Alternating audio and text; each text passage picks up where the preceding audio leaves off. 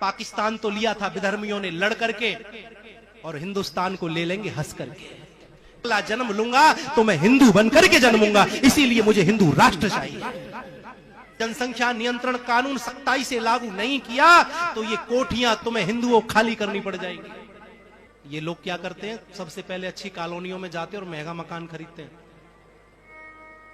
मान लो 1 करोड़ की कीमत है किसी की, तो 1.25 करोड़ देंगे उसका, और एक बार ये बस जाए, फिर अगल बगल के तो ना हल्के में ही सस्ते में ही निपटने लग जाते, बोले ले लो भैया कोई कैसे भी।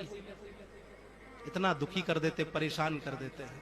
उस समय बाद लोगों को विश्वास नहीं होगा, इन बच्चों को विश्वास नहीं होगा कि पहले 13-13, 14-14 भाई हुआ करते थे, बहन भाई हुआ करते थे।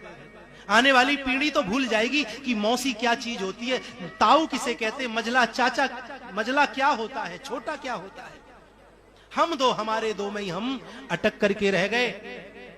हमने माना हम दो हमारे दो को, लेकिन उन लोगों ने नहीं माना जिनको मानना चाहिए था। पाकिस्तान में विधर्मियों की संख्या भारत से अलग होने के पश्चात मात्र 4 गुना बढ़ी, लेकिन भारतवर्ष में विधर्मियों की संख्या 10 गुना बढ़ी है। विचार करिए, यदि जनसंख्या नियंत्रण कानून सख्ताई से लागू नहीं किया तो ये कोठियां तुम्हें हिंदुओं खाली करनी पड़ जाएगी। ये कड़वा सच है, इस कड़वे सच को सुन लो।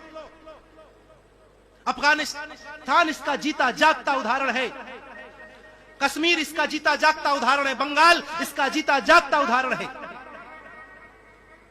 लोग पूछते हैं कि महाराज तुम्हें हिंदू राष्ट्र बनने से क्या मिलेगा।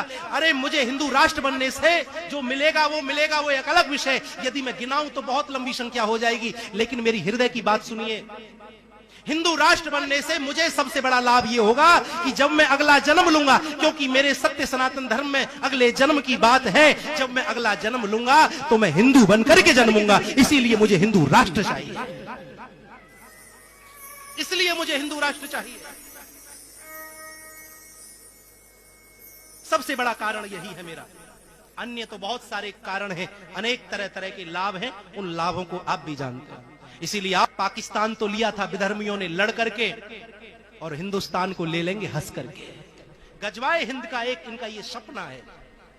और राजनीतिक पार्टियां केवल अपना, उनको तो मतलब गद्दी से है, उन्हें भारत से कोई लेना देना नहीं है।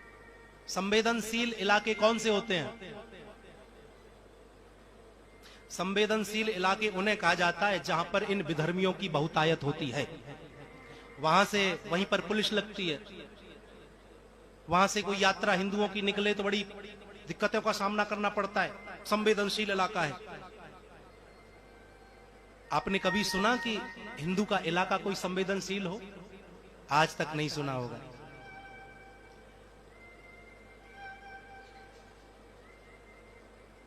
सौ हिंदू परिवारों के बीच में इनका एक परिवार बड़ी तसल्ली से रहता है, बड़ी शांति से रहता है। लेकिन एक हिंदू 2 के पास भी ठीक ढंग से जिंदगी नहीं जी सकता है।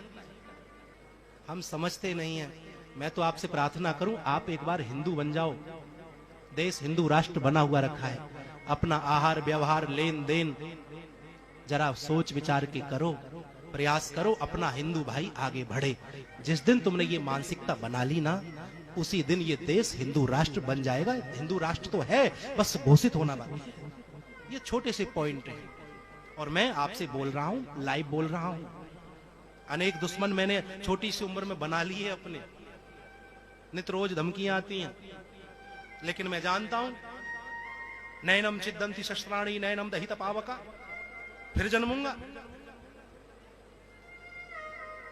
समझ जाओ। आइए कथा को मैं आगे लेकर के चलूं। भगवान का विवाह भी कराना है, 7 से ऊपर बज रहा है।